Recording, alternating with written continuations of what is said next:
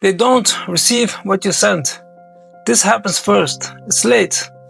You type a message, maybe just one word, maybe something you've been thinking about all day. You read it again. You hesitate. Then you press send. And somewhere, maybe across the street, maybe across the world, the screen lights up. They read it. They understand it. It feels simple, instant, almost direct. But it's not. Because what you just sent is not what they receive, not even close. In the last episode, we followed your message as it broke apart. Not in sentences, not in words, into tiny pieces, packets. Each one carrying just a fragment of what you meant. It is a part almost nobody thinks about. Even those pieces are not sent as they are. Before a single packet leaves your device, something happens first. Something invisible, something systematic.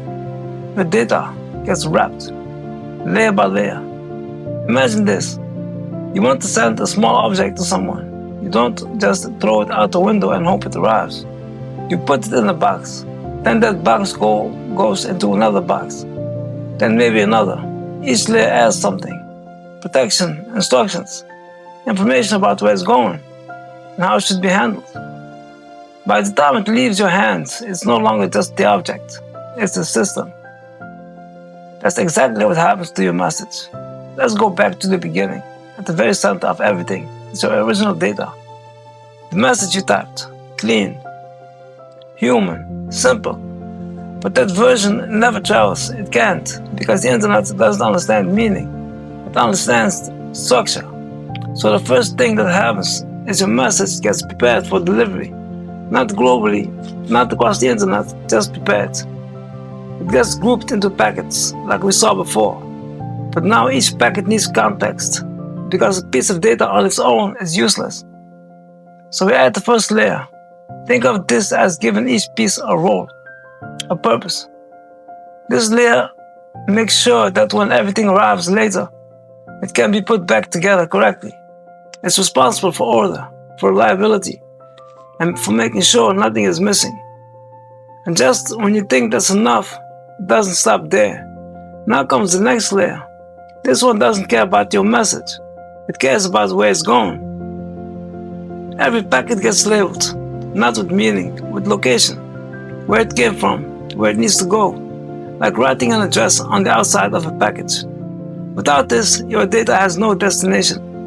But even that isn't enough, because knowing the destination doesn't mean you know how to get there. So we add another layer. This one handles the local journey, from your device to the next step, maybe your router, maybe a nearby network point. It deals with the immediate environment, the first hop, and now, only now, your data is finally ready to move. But look at what it has become. It started as a simple message. Now it's wrapped, labeled, structured, prepared for a journey through systems that don't know you and don't care what you meant. What actually leaves your device is not your message, it's a stack, a layered construction of instructions and data. Each layer only understanding its own role, each layer blind to the others. And here's the strange part. At every step of the journey, these layers matter more than your message itself. Because without them, your data wouldn't move at all. Think about that. The internet doesn't deliver meaning, it delivers packages. And only at the very end, when everything arrives and when every piece is collected, when every layer is removed, only then does your message come back to life, reassembled, reconstructed, recreated. So when someone reads your message, they're not seeing what you sent, they're seeing what was rebuilt. Perfectly, almost always, so perfectly. You never question it.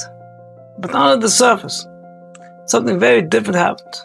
Your message didn't travel as a sentence. It traveled as fragments, wrapped in layers, carried by systems, guided by rules you never see. And that raises a question, a bigger one. If your data is broken apart, wrapped, and sent into a system that only understands structure, how does it know where to go? How does it choose a path? How does it not get lost? Because the internet is not a road, it's millions, changing, adapting, deciding in real time. And yet, your message still arrives. So the real question is, who decides the route and what happens along the way? That's why this gets even more interesting.